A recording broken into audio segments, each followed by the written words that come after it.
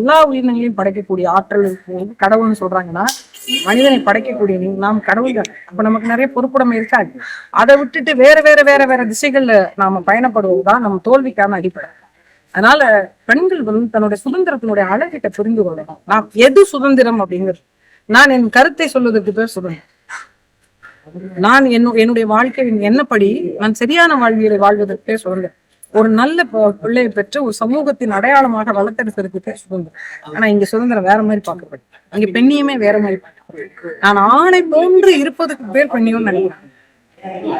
ஒரு மேம்பட்ட அடையாளத்தை நான் இருப்பது பெருமையா அல்லது கீழ்மட்ட அடையாளத்தை நான் இருப்பது பெருமையா? அப்ப நீங்க ஆணை மேம்பட்டவராக உங்களை நீங்கள் தாக்கிக் கொண்டு நான் அந்த இடத்தை பிடிக்கணும்னு நினைக்கிறீங்க.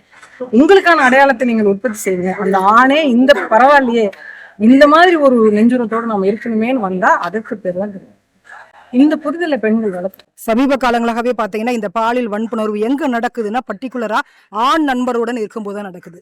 இந்த கோயம்புத்தூர்ல அதே மாதிரி 11 மணிக்கு ஞாயிற்றுக்கிழமை அத்துவான காட்டுக்குள்ள போய் 2 பேரும் இருக்கும் பொழுதுதான் நான் நிறைய நேரங்கள்ல பாக்குறேன். இரவு நேரங்கள்ல நிறைய பேரு இந்த மாதிரி பெருநகரங்கள்ல ஒரு சில கிராம சைடுகள்லயும் கூட பரவ ஆரம்பிச்சிருச்சு. ஆண் நண்பரோடு வெளியில போகுது உங்க அன் டைம்ல 1 மணி 2 மணி. அது உங்களுடைய பார்வை, உங்களுடைய சுதந்திரமாக நான் தலையிடல. உங்கள் பாதுகாப்பை நிலைநிறுத்தி கொண்டு நீங்க உங்களோட பயணத்தை நீங்க தொடங்க. இப்ப நான் இரவு நேர பணிக்கு போறேன் அப்படின்னா உங்களை யாரும் வீட்டுல இருக்க சொல்லவே உங்கள் பாதுகாப்பை உறுதி செய்யும்.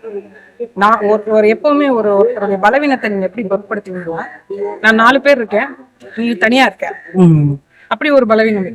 என்னன்னா இதே ஒரு பெரிய ஒரு குத்து சண்டை வீராங்க அந்த பிள்ளைகிட்ட போயிட்டு ஒரு 3 பேரே நெருங்குறாங்கன்னு வச்சுக்கோங்க, அது ஒரு அடி அடிச்சோன்னா இவங்களுக்கு அதோட பலம் புரிஞ்சு கிட்ட நெருங்க மாட்டாங்க. அப்படி ஒரு விஷயத்தை பெண்கள் உறுதி நிலைப்பாட்டோடு இருக்காங்க.